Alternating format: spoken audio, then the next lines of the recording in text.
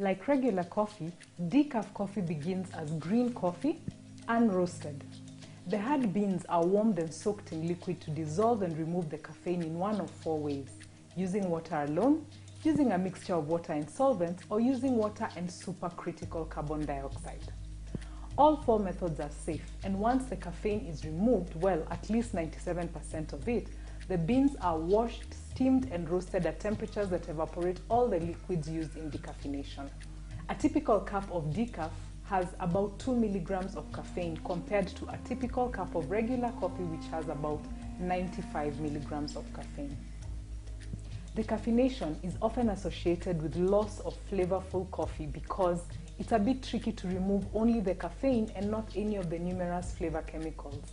And decaffeinated beans are notoriously difficult to roast properly. The most common methods of decaffeination involve chemical solvents, usually ethyl acetate or methylene chloride. In the direct method, the coffee beans are steamed and then rinsed repeatedly with the chemical solvent to flush away the caffeine.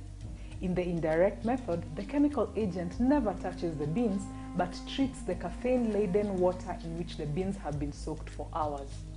After the caffeine is removed from the water with the solvent, the bean-flavored solution is reintroduced into the beans, allowing many of the oils and flavors to be reabsorbed.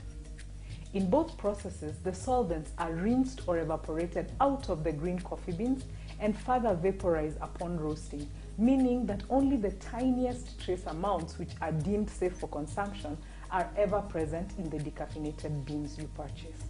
The Swiss water process is based solely on water and carbon filtration. The coffee beans are first immersed in hot water to extract their caffeine and flavorful components. The initial beans are then discarded, and the resulting flavor-rich water, called green coffee extract, is passed through a carbon filter that is sized to capture only the large caffeine molecules.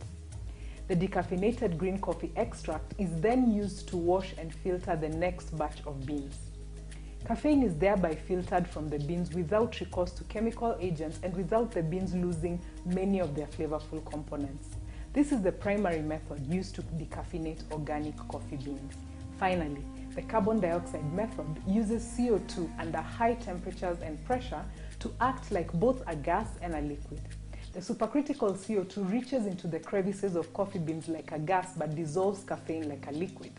After the beans have been soaked in water, a process that expands cell structures and makes it easier to extract the caffeine molecules, they are exposed to supercritical CO2 for several hours. The caffeinated CO2 liquefies and evaporates, and the beans are then processed. Because this method leaves the carbohydrates and proteins intact, there is less change in taste as a result of decaffeination. Decaf coffee is a good choice for people who enjoy coffee but don't want the side effects of coffee.